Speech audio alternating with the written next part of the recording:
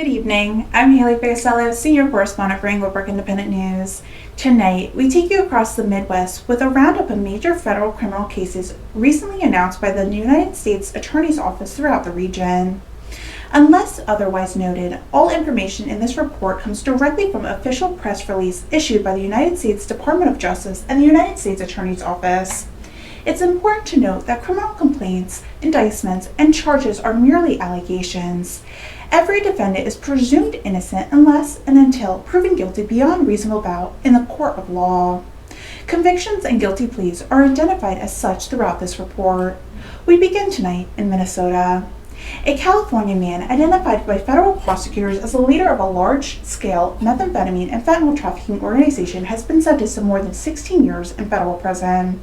According to the U.S. Attorney's Office in Minneapolis, 47-year-old Juan Carlos Felix received a sentence of 200 months in prison after pleading guilty to his role in a drug trafficking operation responsible for moving large quantities of methamphetamine and fentanyl from California into Minnesota, Wisconsin, Nebraska, and other Midwestern states. Federal investigators conduct an extensive undercover operation between September of 2023 and May of 2024, completing 9 controlled narcotic purchases totaling nearly 20 kilograms of methamphetamine and more than 1 kilogram of fentanyl. Prosecutors said Felix directed other members of the organizations, arranged drugs transactions, and supervised the collection of payments throughout the Midwest. Moving to Wisconsin, in Green Bay, a federal grand jury convicted 21-year-old Ian C. Fullinch on 1 count of production of child sexual abuse material. According to the indictment, Fullinch allegedly caused a minor to engage in sexually explicit conduct for the purpose of producing visual depictions. These are allegations only, and Fullinch is presumed innocent unless proven guilty in the court of law.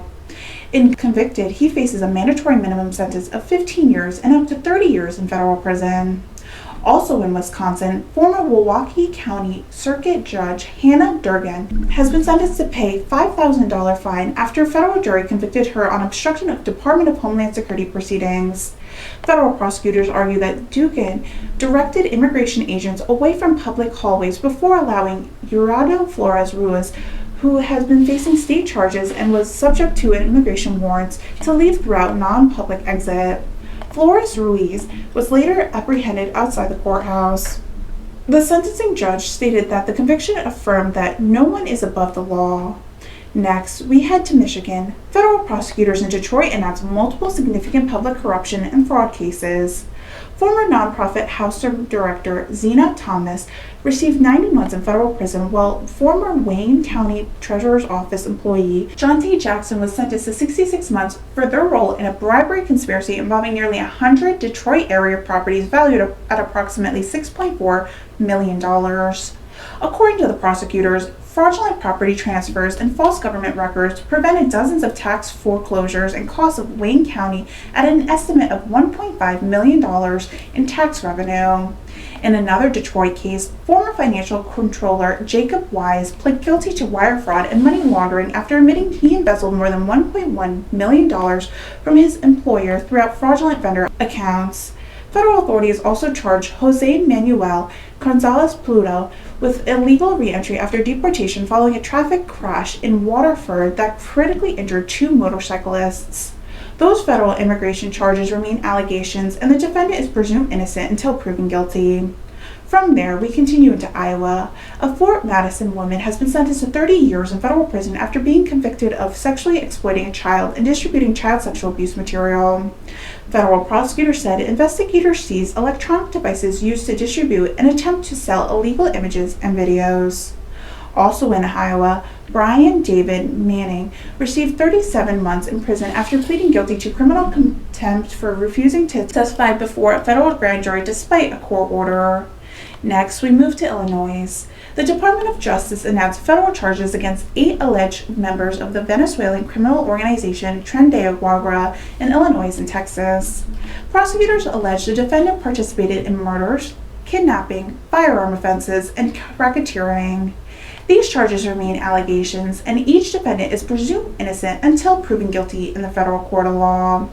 In Chicago, Kartazani, an Indian national, has been sentenced to more than 6 years in prison after pleading guilty to a tech support fraud scheme that targeted elderly Americans and caused intended loss exceeding $1.2 million. Federal prosecutors also announced that Christopher Yates was convicted on federal murder for hire charges after a jury found the plot to kill 2 witnesses expected to testify in the Cousins murder trial. Continuing into Indiana, 3 Indianapolis men have been received lengthy federal prison sentences for a series of armed robberies committed during July of 2024. Emmanuel Collins and Ginger Beecher received 18 years in federal prison, while Tevion Majors previously received more than 5 years for serving as the getaway driver. Federal prosecutors also highlight the success of Operation Take Back America, announcing prison sentences of 23 convictions felons found illegally possessing firearms throughout Indianapolis and Ellensville. The investigation resulted in the seizure of 37 firearms and multiple extended magazines. Now to Ohio, a Wisconsin man has pled guilty to operating an illegal firearm export conspiracy that shipped weapons and firearms parts to buyers in Saudi Arabia. According to prosecutors, Mark Bushman concealed firearms inside household appliances before shipping them overseas and agreed to forfeit $180,000 in criminal proceedings. Also in Cleveland, Mason Hart pled guilty to robbing a Fifth Third bank after threatening employees with what appeared to be a bomb. Federal prosecutors say Hart escaped with $928 before being arrested.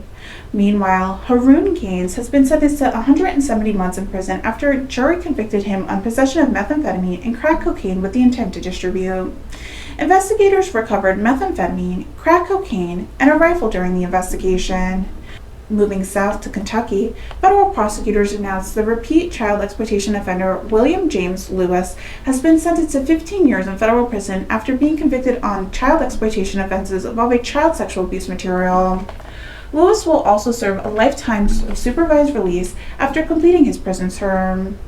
In another case, Sean Benson received 18 years, while Justin Cummins received 7 years following a conviction involving methamphetamine trafficking and firearm offenses. Authorities recovered more than 500 grams of methamphetamine and multiple firearms during the investigation. Next, we head to Missouri. Several major narcotic prosecutions conclude this week. A federal judge sentenced John R. Burlant to 11 years in prison after investigators found hundreds of grams of methamphetamine, morphine tablets, marijuana, and firearms during a traffic stop. In St. Louis, Potter Jamal received 200 months in prison for his role in a drug conspiracy involving fentanyl that resulted in 1 fatal overdose and 1 non-fatal overdose. In Cape Girardeau, James Link was sentenced to 10 years in prison after admitting he supplied fentanyl that resulted in a friend's overdose death. Finally, we conclude in Arkansas. Federal judge in Hot Springs imposed lengthy prison terms in 2 major drug trafficking conspiracies. Marquis Duane Taylor was sentenced to 20 years in federal prison after pleading guilty to methamphetamine trafficking and firearm offenses.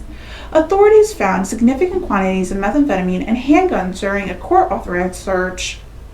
Also sentenced was Robert Lies of New Hampshire, who received 15 years of federal prison after law enforcement recovered more than 7,300 fentanyl pills, 3 firearms, body armor, and cash during a traffic stop.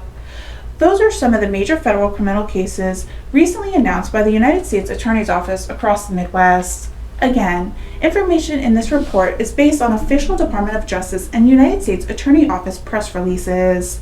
For any defendant who has been charged but not convicted, the charges are only allegations, and every defendant is presumed innocent unless and until proven guilty in the court of law. For continued coverage of federal courts, public corruption, violent crimes, narcotic trafficking, and major law enforcement investigations across America, stay with Englebrook Independent News. I'm Haylee Ficuciello. Thank you for watching and have a good evening.